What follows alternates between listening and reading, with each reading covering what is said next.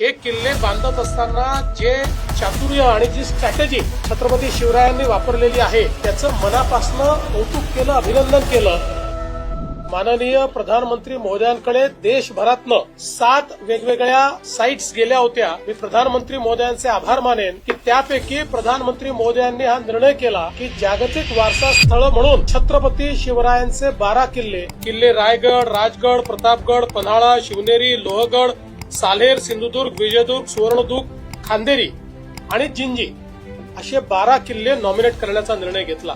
या 12 किल्ल्याच्या संदर्भातलं जे काही स्थापत्य आहे, या ठिकाणी वेस्टर्न घाट आणि समुद्र, जंगल अशा सगळ्या या नैसर्गिक विविधतेत कशा प्रकारे याचं स्थापत्य तयार करण्यात आलं, याच्या जागा शोधण्यात आल्या, कशा प्रकारे याचे दरवाजे असे तयार करण्यात आले की जे कोणाला दिसत नाहीत, प्रत्येक ठिकाणी माची कशा तयार करण्यात आल्या, अशा सगळ्या गोष्टी या आपण युनेस्को समोर ठेवल्या. याच्यामध्ये जवळपास वर्षभर त्यांचं डेलिगेशन येऊन त्यांनी सगळ्या किल्ल्यांना व्हिजिट केली. आपले सांस्कृतिक कार्यमंत्री आशिष शेलार यांच्या नेतृत्वामध्ये एक डेलिगेशन आपण इकडे युनेस्कोमध्ये पाठवलं. त्यांनी टेक्निकल प्रेझेंटेशन केलं.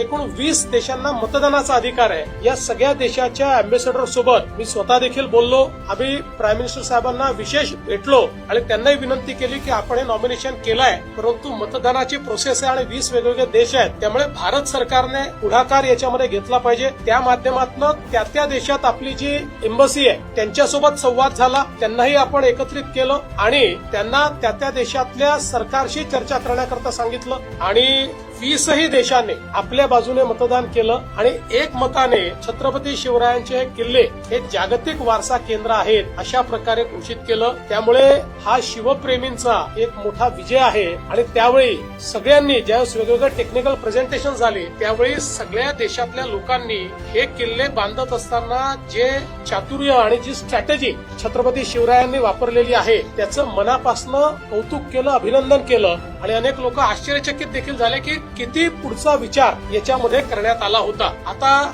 जागतिक वारसा स्थळ झाल्यामुळे आपले महाराजांचे किल्ले वर्ल्ड मॅपला आलेले आहेत. आता युनेस्कोच्या सगळ्या वेबसाईट्सवर या किल्ल्यांची सगळी ऐतिहासिक माहिती ही त्या ठिकाणी उपलब्ध होणार आहे. एकीकडे पर्यटनाला तर चालना मिळेलच, पण त्याच्यासोबत महाराजांचा गौरवशाली इतिहास हा वैश्विक करण्याकरता आणि वैश्विक टुरिस्ट इकडे आकृष्ट करण्याकरता आपल्याला याचा एक विशेष फायदा मिळणार आहे. आणि म्हणून मला असं वाटतं की भारतीयांकरता आणि मराठी माणसाकरता हा एक अतिशय महत्वाचा दिवस आहे.